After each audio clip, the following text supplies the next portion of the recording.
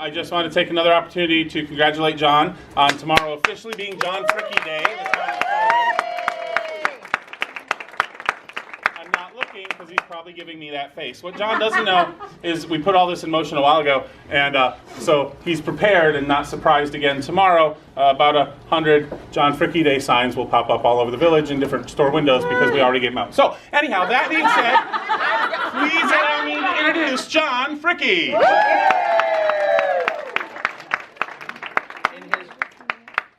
In his farewell appearance in Chittenango.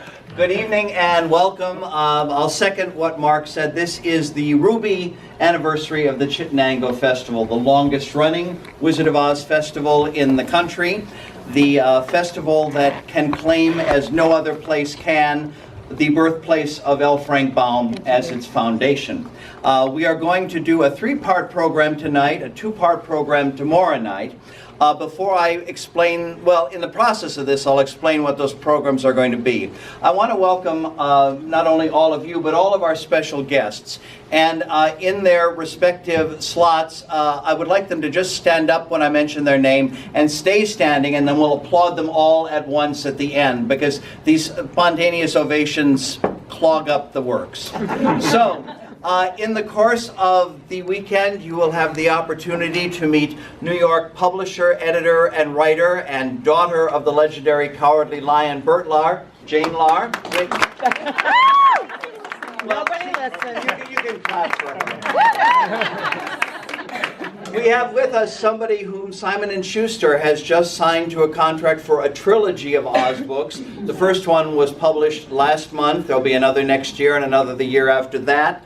This has been a project that has been in the works for many moons, and it has become realized as of 2.5 weeks ago. This is his first public appearance as a new Oz author. Please welcome Gabriel Gale. No, I didn't ask you to come up here. Nobody listens. No, I know it's a secret. Let's just stand there and look at it. Oh, wow. I don't know what the excitement is. My waist is at least as big as his chest. And our third special guest for the weekend is a young lady who has had a dream of producing a stage musical about Judy Garland from a little girl age to the age she was when she got the part of Dorothy in The Wizard of Oz, and that show has reached fruition. It has been done successfully twice, and there are plans to do something in New York in July that will take it further. Tina Marie Casamento Liddy.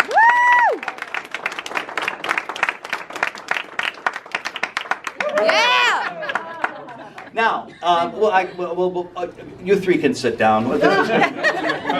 But before I introduce the top of the bill tonight, I would like to have our other special guests take a bow. First of all, the man without whose great-grandfather there would be no John Fricke Day. But Roger Stanton Baum is the member of the family who has carried on the tradition. His more than a dozen books, 2 of which have been made into films. He is back to meet and greet and sign as only he can with his wife Charlene. Roger Stanton Baum and his wife Charlene.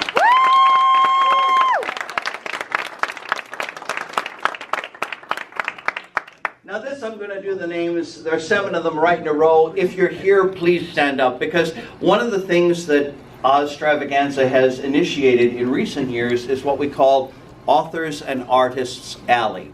And it gives us a chance to welcome people who do Oz creatively in their own way for the pleasure of many. Oz is something with which they fell in love and with which they want to share that love in their own way. So our Artists and Authors Alley this weekend include Ron Baxley Jr., Tori Calamito, Tom Hutchison, Alan Lindsay, Steve Metzger, Vincent Myrand, and Gwen Tennille. So for those of you who are here, thank you very, very much.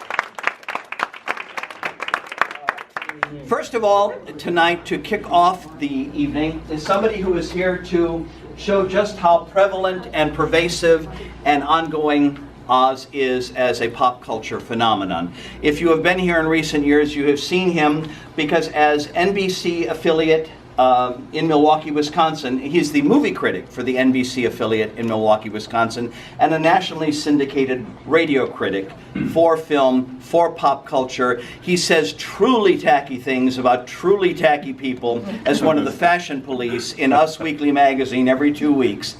But he has been coming here for 4 or 5 years now because in his position as an NBC affiliate, he has gone to the press junkets for the 75th anniversary of the Wizard of Oz movie.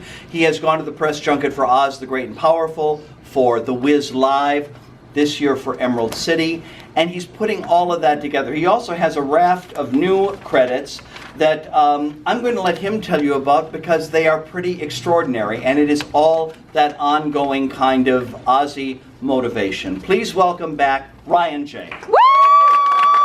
I'm also, the big news is I'm on a Fox TV affiliate now in Florida and expanding to other cities on TV across the country soon. I'm very excited. As I'm nationally syndicated, I have over 1 million listeners on radio in over 1,000 cities across America who hear my reviews each week. And some other new exciting things, including a documentary film I'm directing about Over the Rainbow and the iconic songs from The Wizard of Oz called Song of the Century. And I'm co-authoring a book with Emma Ridley about her experience as Ozma in the 1985 Disney film Return to Oz, which will be my first published book. So I'm very excited about that. And it's my 6th time, 6 years in a row here at Oz-Stravaganza, and I'm just as honored as ever to be here and to be included at the 40th anniversary. So that's almost as long as I've been alive. Thank you for laughing. I'm 43. So, show of hands, let's start out tonight by, let's see who here has first seen The Wizard of Oz on TV for the very first time. Did you see it on television? Right? Who here first saw it for the first time in a movie theater? Anyone? So a couple people, yeah. But I think what's interesting to see about that is the majority of us, and the majority of everyone, saw The Wizard of Oz for the very first time on television. And television is absolutely key in what makes Oz iconic and what has made Oz the incredibly impactful, culturally significant being that it is. It's more than just a film. It's a way of life, it's a philosophy for people, it is an escape for many of us, and it continues to renew itself over generations ever since being first published in 1900, written by L. Frank Baum, and in its time was very much, in its book series, the Harry Potter of its day. And you know, today we live in a world where the live-action version of Disney's Beauty and the Beast came out in March of this year and is now coming out on DVD just 3 months later, this coming Tuesday. So imagine how, you know, you used to wait for a movie to come out on DVD, or back in the day VHS, right? And even VHS and the publication of that, or a creation of that, changed what Oz meant to us. Having the opportunity to watch it whenever you wanted to versus waiting once a year to have it be broadcast on TV. Because I remember I first saw it and had to wait. It was such an event. You remember it being an event on television. You'd see it. You'd wait for the TV guide issue to come out. And some of you, like me, would tear it out and tape it up on your wall and be so excited and kind of plan family events around gathering together. And it just was a very cherished, momentous occasion. And I think having that be part of the experience created a thirst for it and a hunger for it that is an experience that we don't have today with what's happening in media because of the immediacy of things becoming so available. And now, I mean, I actually have The Wizard of Oz on my cell phone. So when I'm on the airplane, or when I'm at the dentist's office or anything else, you know, it's always there. And that's amazing. But there was something really spectacular. And even when Disney did their Disney Vault, where they would release titles very strategically to make them very important, to kind of build the anticipation and the desire, it's great marketing. So I think Oz has become iconic for so many reasons, but really after its first broadcast in 1956 on television and subsequent annual viewings, really created so much to that anticipation. One of the other things I want to talk about in leading up to just how significant and important what NBC accomplished this year with its 10-week series Emerald City and the impact of Oz and relationship of television is adaptation. I think when you see the film adaptation of a book that you enjoy, and you ask someone afterward, which is better, the book or the movie? 9 times out of 10, often 10 times out of 10, people will say the book. The book is almost singularly always better than the movie.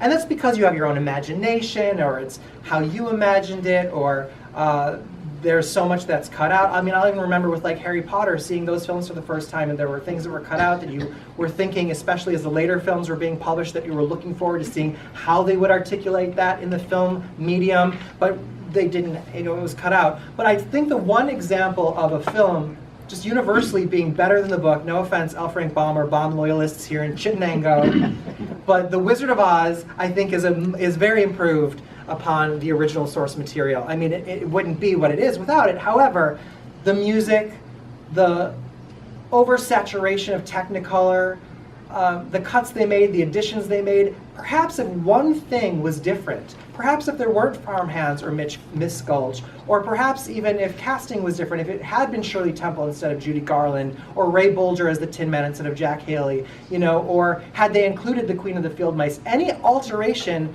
in adaptation might have changed what is really widely considered perfection. Not just by me, right? Can I get an amen? Amen! I'm in the right place. So, adaptation is key. And because The Wizard of Oz is so iconic, and what Judy Garland accomplished in that film, and all of the MGM team is so iconic and structurally significant, everything else fails to compete in comparison. When Return to Oz came out in 1985, or Legends of Oz, Dorothy's Return had Leah Michele, who's an amazing singer, but still no Judy Garland in the sound recording booth. It's just very difficult to not compare. But when we don't compare, and we allow things to have the creative integrity of its own, and to judge it on its own, there is great story there. There's still great characters. For 10 weeks this year, for the first time ever in primetime network TV, we could turn on the television and hear names like Ozma and Glinda and Jack and Dorothy and the Wizard. And regardless of whether or not it looked like or sounded like Judy Garland, those were in our homes again in original programming. That's pretty significant and pretty spectacular. So let's just take a look down memory lane when it comes to television and Oz. Leading up to, again, the significance this year of Emerald City, I put together a little slideshow. November 3rd, 1956, did anybody see that first telecast of The Wizard of Oz on TV? Anybody here actually see that? You were that? Possibly. Wow. Entirely possible. Very good. Jane Lahr was there. Yes. So I mean, that's kind of where it all began with Oz on television, and obviously changed the world for the better. Next. We see, I lost my card. I could actually just look around here. In 1957, it was Disneyland's 4th anniversary show. They broadcast The Rainbow Road to Oz, which was Walt Disney's original musical, film in the making, trial and error of doing something with The Wizard of Oz. After the success of The Wizard of Oz film, and Disney himself had always been an Oz fan, he had attained the rights to 11 of Baum's original titles after The Wizard of Oz, and he wanted to develop something. And there are a lot of starts and stops, and if you talk to people, as I have, at Disney, do you have a question? It's great to see Uncle Roy again on the left. Uncle Roy, yes, absolutely. This was the one concrete prior to the 1985 film meshing of Return to Oz that hit cinemas. This was the one attempt on television that Disney really entered into the foray of Oz and The Rainbow Road to Oz. So that was like a short film. It was musical. It was in color, but I liked the black and white thing there. So that was 1957. Next we have, in 1960, Shirley Temple and the Shirley Temple Show did a special episode of The Land of Oz where she herself played Princess Ozma. Agnes Moorehead was Mombi, and that was a really colorful. That's available actually on DVD today. You can see that, and it's also on YouTube. Next we have, in 1961, was Tales of the Wizard of Oz, which were like short, animated tales and tidbits of the characters. This was something that became kind of iconic in America because they did a little bit of merchandising for it. And you can see some things here in the All Things Oz Museum, in addition to what we see in the next slide in 1967, again, animated shorts for Off to See the Wizard, or just Off to See the Wizard. And this was the color forms that they marketed with it, but also there's like you have two of the Jack in the Boxes in the, are those both on permanent display right now, or are they? Is one's in rotation, one's on permanent, yeah. One on, who's donated that display? Is that Blair's? No, that's in our collection. Or in the collection, yeah. So you can see that, but some of the collectibles that came out for that, and this was, as part of a wraparound series for MGM did Family Movie Night on TV, and so in and out of like interstitial segments involving these characters would play during the films. That was fun. And then in 1977, Donnie and Marie, the Donnie Marie Show, I actually remember this, seeing this on TV, did an episode, a special episode of The Wizard of Oz, which was most magnificent because they brought in Ray Bolger to play the Scarecrow, which was phenomenal. Marie was Dorothy, I think Donnie was the Wizard, Lucille Ball was the Tin Man, that's Paul Williams as the Lion, and Paul Lind was the Wicked Witch of the West in that. It's all on YouTube, and it's horrible. Oh my right? gosh. It's horrible. Yeah, it's horrible. It's so bad it's good. It's So bad it's good. horrible. Yeah, it's a must-see for any Oz fan, but it's not great. In 1980, something I also remember that was really fantastic was an animated short film called Thanksgiving in the Land of Oz, also repurposed and packaged again as just the Land of Oz, but it certainly has a Thanksgiving theme. And it was really cool to see in those of us that grew up in the 80s and had many of the Peanuts, holiday specials that would come on, to finally get like an Oz-related holiday special. I thought was really neat. It's also the only time that I can remember anywhere in Oz there being a reference to Christmas or having some kind of religion or something. I'm not that religion is heavy in it, but there is a song called "Christmas Toys in Oz" that Dorothy sings in this. That's kind of cute. And then in 1986, The Wonderful Wizard of Oz was an animated series of 52 episodes that HBO had the rights to and packaged into 4 films that they aired actually as films in the Wonderful World, based after the books, The Wonderful Wizard of Oz, Emerald City of Oz, and going out of order, Marvelous Land of Oz, and Ozma of Oz. Did anybody watch those on HBO or see any of those? They were narrated by Margot Kidder, who is the iconic Lois Lane in the original Superman series of films, and those are really cool. And those are also available. You see the DVD covers right there you can catch. In 1990, this is one of my favorite things, was the Deke animated series that aired on Saturday mornings. And what I loved so much about this was they obviously worked closely with Turner Entertainment, Warner Brothers, MGM, and to really get the likenesses, not only in the appearance of the characters, but the voice cast that they hired to do the series sounded so much. They were like a caricature version of the actors that we know and love from the MGM film, up until Dorothy ever sang in the series, and she sang a lot. And then you kind of had to like cover your ears because she wasn't a good singer to begin with, or sound anything like Judy Garland. So that part was a little painful, but everything else about it was really spectacular. And those are also all on YouTube and is worth seeing. Some of them are available on DVD, but that was, I think, a real highlight in 1990, coming off of the 1989 celebration of the 50th anniversary of The Wizard of Oz.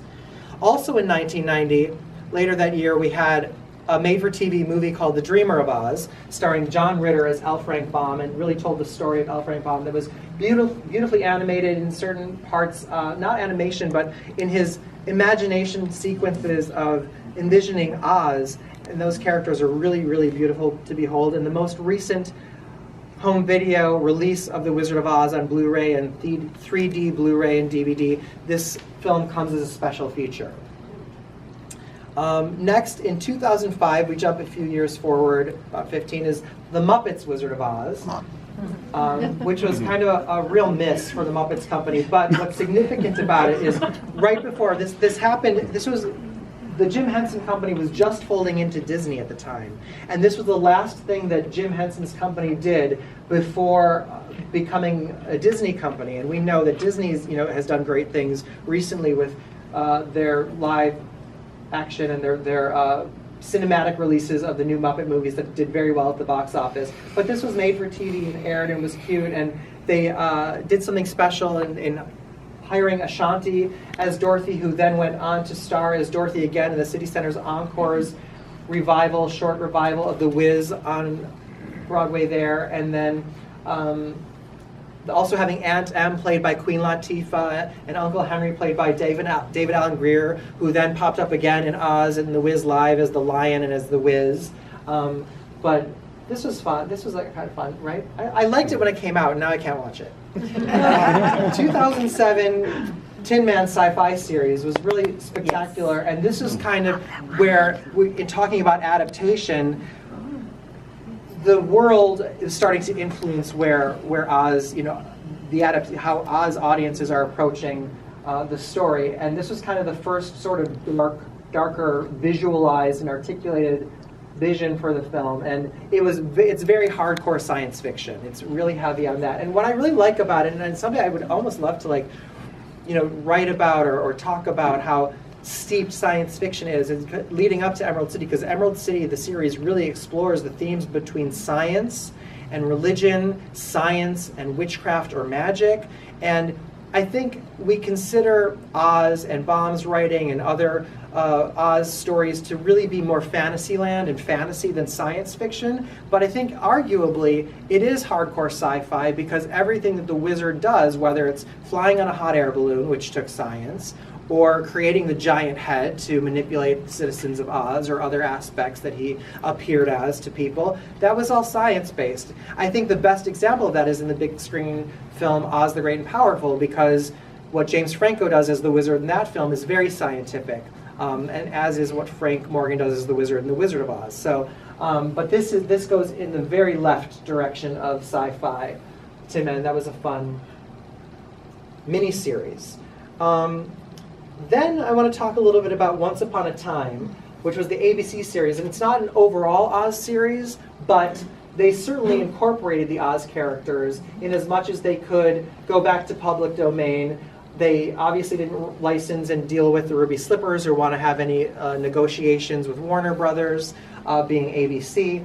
But they did come and they did bring a green witch into the series. So Zelina, who plays the Wicked Witch of the West in the series, started in season 3 in 2014. But we also see Dorothy, and they had a couple different actresses play Dorothy at one point before she becomes a lesbian and makes out with Little Red Riding Hood.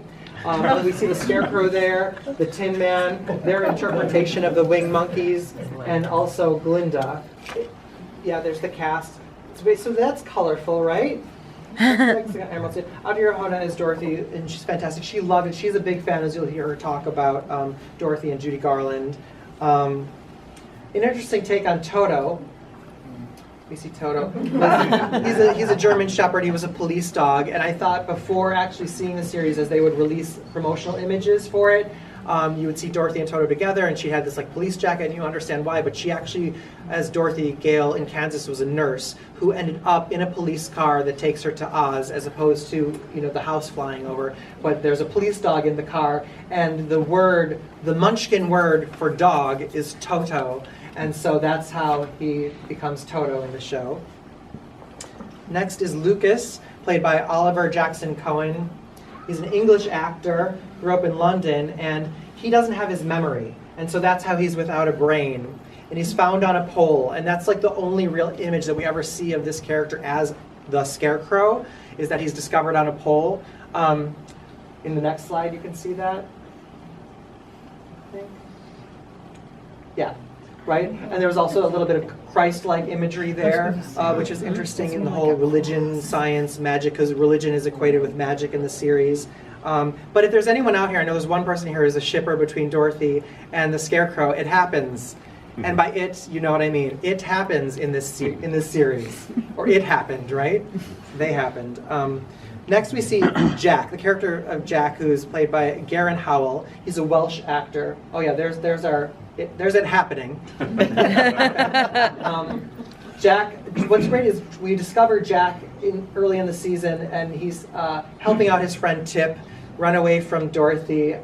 But Jack, as we see in the next slide, becomes, and there was some clue here with the gears there, but he becomes the Tin Man, which is also a nod to perhaps Jack Haley, right? And then we have Eamon, Mido Hamada, who's an Egyptian but was raised in Germany, and he was one of the wizard's guards, but later in the series, as we see in the next slide, becomes the Cowardly Lion, and is banished from Emerald City. Then we see Lady Ave, Princess Langwidere, was played by Stephanie Martinez. She's another English actress. And this is more literal to the Baum books than what Disney did with Return to Oz and combining Mombi and Princess Langwidere. Here, Langwidere changes her masks because she's later on revealed to be a robot or geared up sort of... Corpse. Right? Corpse. Yeah, and so she has masks to hide the fact that she's a non-aging face. She's a brilliant actress, and she had some chemistry. Vincent D'Onofrio as the wizard there. It's a really interesting interpretation of the wizard, but he is an American. He's like the one American in the show. I'm just reading my notes here. Hold on. Yeah, there's more about that. Here's what the winged monkeys are technical, like little bots in the what are those called? Hovercrafts Drones. almost, right? Drones. Yeah, drones. He's like a drone, and he is one of the wizard's minions, unlike most depictions where we see the monkeys associated with the Wicked Witch. In this series, the monkeys are subscribed to the wizard. And then, what else do we have? Oh yeah, the witches. I love the witches in the series. It's great casting, and also because, we can just play it through, but because it's different. The Wicked Witch of the East who dies, she's got ruby gloves instead of ruby slippers, and when Dorothy gets them, they give her magical powers, so Dorothy becomes a cardinal witch within the series. The Wicked Witch, it's Anna Alaru, and she is the Wicked Witch of the West. Glinda, and Glinda's kind of evil in the series, and the Wicked Witch of the West kind of turns out to be good, so that's an interesting twist. Tip is really great, and does a great story arc of transgender, becomes Ozma at the end, so you can just see the comparison of what they looked like. But my favorite, lastly here, is Fiona Shaw, who plays Aunt Petunia in the Harry Potter movies. She was cast as Mombi, and she died in a way that you almost thought she might come back. But that was, in episode 2, one of the best highlights of the whole series and the whole season. Sadly, it was canceled because nobody watched it. I watched it. Yeah.